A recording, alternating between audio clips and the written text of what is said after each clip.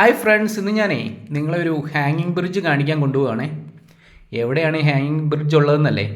ഇത് രാജാക്കാട്ടിലുള്ള പൊന്മുടി എന്ന സ്ഥലത്തുള്ള ആണ് ഈ ഹാങ്ങിങ് ബ്രിഡ്ജ് ഉള്ളത്.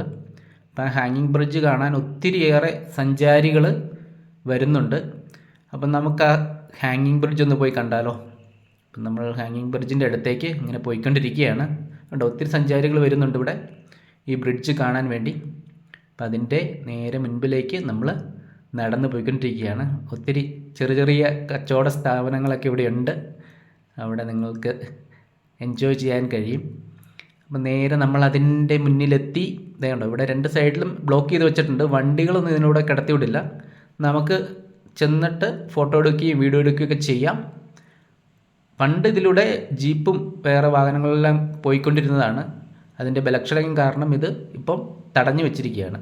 അപ്പം നമ്മൾ അതിൻ്റെ മുകളിലൂടെ പയ്യെ നടന്ന് ഇതിൻ്റെ വ്യൂ ഒക്കെ ഒന്ന് കാണാം. ഇതുണ്ട്, നല്ല ക്ലിയർ ക്ലൈമറ്റാണ്. അതുകൊണ്ട് നല്ല ഭംഗിയാണ് ഇവിടുന്ന് നമുക്ക് ദൃശ്യങ്ങൾ പകർത്താൻ.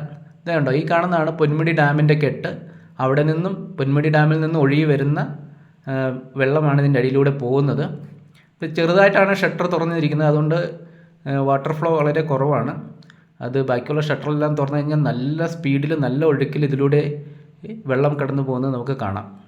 നല്ല ഭംഗിയാണ്. ഇവിടെ നിന്നിട്ട് നമുക്ക് വീഡിയോ എടുക്കാനും ഫോട്ടോ എടുക്കാനും ഒക്കെ നല്ല വ്യൂ ആണ് കേട്ടോ. താഴേക്കൊക്കെ നല്ല വ്യൂ ആണ്.